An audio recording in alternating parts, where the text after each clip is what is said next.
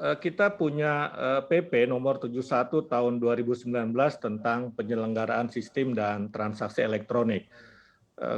Kemenkominfo adalah pemangku kepentingannya dan kita melakukan berbagai langkah seperti diamanatkan peraturan pemerintah itu. Misalnya kita memperingatkan, melakukan teguran, bahkan memutus jaringan.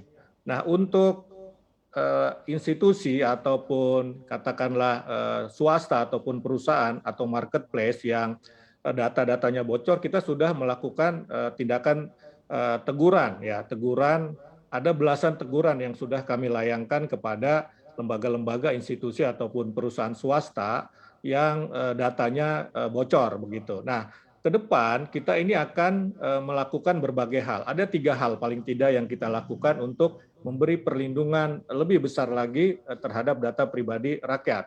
Yang pertama adalah dari sisi teknologi, dari sisi teknis kita membangun yang disebut Pusat Data Nasional. Ya, Pusat Data Nasional ada di bawah Kementerian Komunikasi dan Informatika. Ya, dan di Pusat Data Nasional itu nanti akan akan dikumpulkan, disatukan begitu, disatukan data-data dari kementerian dan lembaga.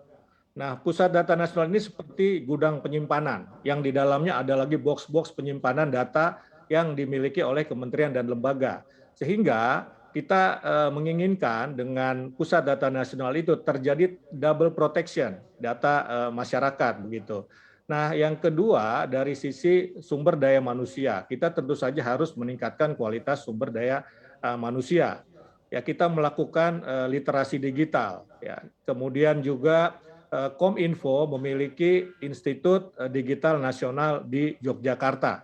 Ini semua juga bagian dari konteks meningkatkan kemampuan masyarakat, kemampuan kita, kemampuan aparat pemerintah ya dalam melindungi data. Dan di situ juga sudah ada BSSN ya, melindungi data juga menjadi wilayah BSSN.